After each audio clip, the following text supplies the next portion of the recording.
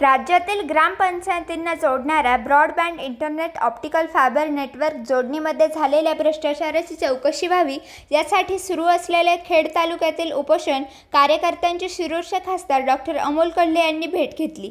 भ्रष्टाचाराविषयी येणाऱ्या अधिवेशनात प्रभावीपणे आवाज उठवणार असे शब्द दिल्याने 8 दिवस चालू असणारे आमरण उपोषण आज स्थगित करण्यात आले। पण या दिवशी जर कार्यवाही झाली नाही तर 27 जानेवारी 2025 पासून आझाद मैदान मुंबई या ठिकाणी पुन्हा आमरण उपोषण करणार आहे।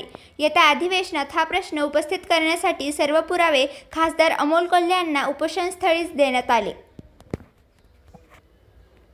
केंद्र सरकारचे शिरूर लोकसभेचे प्रतिनिधी आणि म्हणून आपण केंद्रात प्रतिनिधित्व करत असताना खऱ्या अर्थाने विषयाला वाचा फोडावी आणि या विषयाला वाचा फोडून खऱ्या अर्थाने झालेला भ्रष्टाचार हा बाहेर आला पाहिजे आणि भ्रष्टाचार करणाऱ्याला गुन्हे दाखल झाले पाहिजेत। हा आवाज तुम्ही संसदेत 100% उठवणार आहात, त्याबद्दल काही शंका नाही।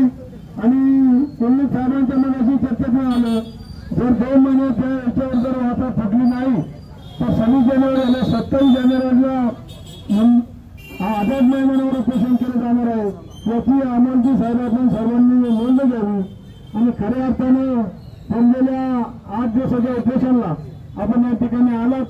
मोठा खरं जिल्हाधिकारी प्रांत साहेब या ठिकाणी येणं गरजेचं आहे त्यांना, परंतु कोणी या ठिकाणी अधिकारी आले नाही। फक्त गटविकास अधिकाऱ्यांनी जो रिपोर्ट पाठवला त्या रिपोर्टच्या आधारे जिल्हाधिकाऱ्यांनी उपसचिवांना निवेदन पाठवलेलं आहे, ते त्यांनी ते ठेवले आहे।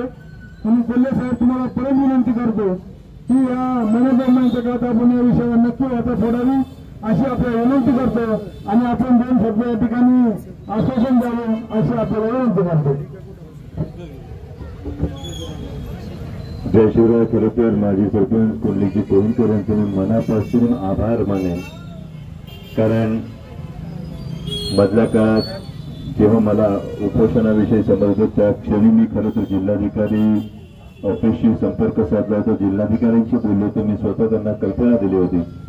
परंतु एवढा मोठा जर भ्रष्टाचार असेल तर या भ्रष्टाचारावर आवाज उठवण्याच्या संदर्भामध्ये संसदेमध्ये असेल, संबंधित मंत्रालयाकडे असेल, जो काही पाठपुरावा हा पाठपुरावा करण्याचा मी आपल्याला शब्द देतो।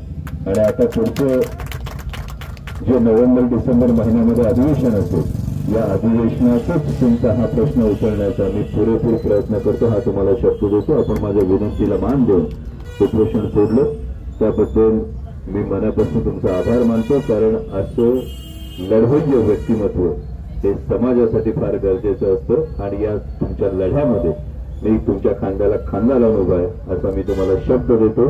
धन्यवाद। जय शिवराय।